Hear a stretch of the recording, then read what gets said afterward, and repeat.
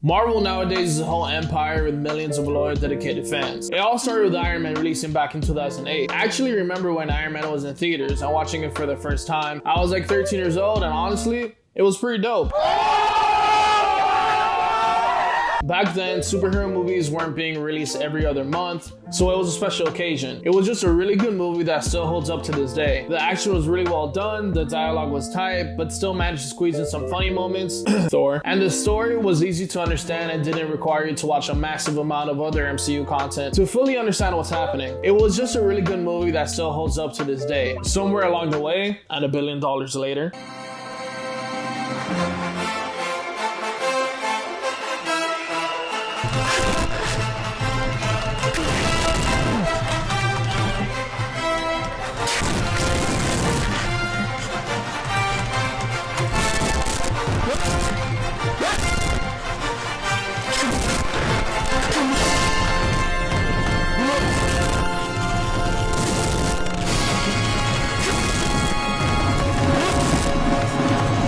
the MCU has become this multiverse cluster that pumps out processed BS faster than McDonald's. But in this video, I'm going to talk about the flaws the MCU is prone to, and why people shit on the franchise like the god of film bros himself, Martin Scorsese. What is cinema?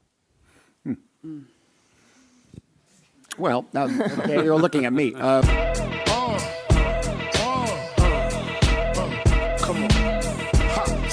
Disclaimer. I'm more of a casual fan of the MCU. I enjoy watching Marvel, but I want to make this to highlight what I dislike about Marvel as well. Also, while I've watched most of the MCU movies and TV shows, I haven't seen all of them because, well, that's just a lot of media, and I'd rather use that time watching something I enjoy than torturing myself watching Thor make another Fortnite joke. Speaking of humor... Great, Cap.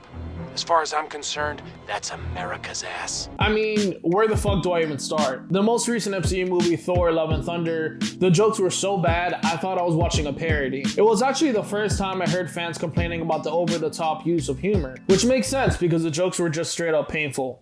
Bow, go to dumplings. Hey, bow. But honestly, I've gotten tired of the jokes being forced in the MCU movies for as long as I can remember. It just comes off as trying too hard. Every scene doesn't need to be set up for a punchline, and a lot of these jokes are really outdated. That makes it seem like a 40-year-old wrote it. What? You look like Mary Poppins. Don't get me wrong, I love comedy, and sometimes Marvel jokes do hit. 80% of the time though, it falls flat. It's almost as if the writers are trying to cram in as many references to pop culture as possible. Example. And this. He's back. That kid on the TV just called me a dickhead again. Noob Master, hey, it's Thor again. You know, the God of Thunder? And this. No idea what you're dealing with. Shakespeare in the Park? Doth mother know you weareth her drapes? I mean, I guess for the people who wrote these jokes, the target audience is young teenagers or something that the whole family can laugh about. So the more corny, the better. It can't be too raunchy or too kid-friendly, and that's what makes the jokes trash in the first place. They're way too generic. Take it personally, I don't remember what I had for breakfast. Gluten-free waffles, sir. That's right. Storytelling. I gotta give credit where credit is due. Marvel does try to mix things up, like WandaVision, for example. Loki, Multiverse of Madness, What If. Even if they don't always stick the landing when introducing new story elements, I still give them points for trying something different. Now that being said, they don't keep that momentum going and they end up fumbling it. I swear the amount of times it's just straight up good guys versus bad guys is just too fucking much. But that's my thing with comic books. It makes it too easy where nothing really bad can happen to the heroes and no one really dies because of plot. Not counting Iron Man or Black Widow, but honestly, who really cares about Black Widow that much? Even though I have a theory on how he's probably going to make at least a cameo sooner or later, depending on how much money they're willing to throw at RDJ, which is probably a lot. It is very pleasant to be loved. Now, this is a total generalization. Before anyone says it, yes, there are a lot of other examples of superheroes actually dealing with high stakes, and where they don't actually just magically come back to life, but I'm not talking about those shows or movies though. I'm talking specifically about Marvel. There's a reason why it's so hard to take every movie seriously, who has spent the whole movie risking everything to protect the people that they love, and have them come back as if there's no consequences at all. It really ruins the tension. What's the point? Or they introduce them and get rid of them in the same movie. Amount of content. I'll keep this one short since it's pretty obvious. But there's just way too much stuff to watch to be able to keep up with the multiple storylines intertwined in each movie. Sometimes one movie or show will affect the next couple movies or shows, or sometimes it'll be a standalone piece that doesn't affect the overall MCU, which is fine. I get it. They're trying to make a whole universe, and not every movie or TV show has to be relevant as the one that came before or after it. Am I the only one that's getting brain fog? Never mind that you're almost forced to watch every single entry because you feel like you're going to miss a crucial story arc that's important to the overall story, only for it not to be that relevant, meant just for a reference here and there. I mean, sure, a person can look up a 10-minute breakdown that'll let them know everything to be able to catch up to the most recent movie, but when it becomes overly complicated, some people start to check out.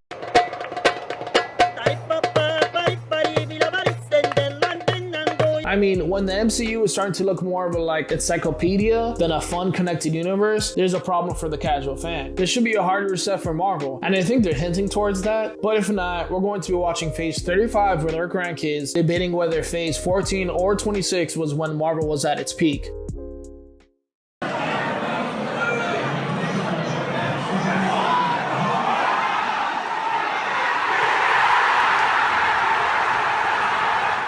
The fans. I can't really blame the producers, directors, or Feige for that matter for what the MCU has become today, because honestly, the fans eat that shit up. The MCU prints money. Why would they stop? It's almost like as if someone shows up with a cape, the fans absolutely lose it.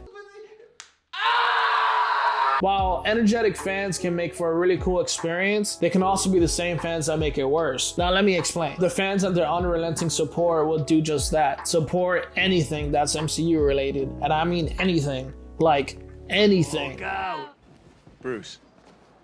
Damn. So these are the problems the franchise struggles with, in my opinion. Don't get me wrong, I watch it for what it is.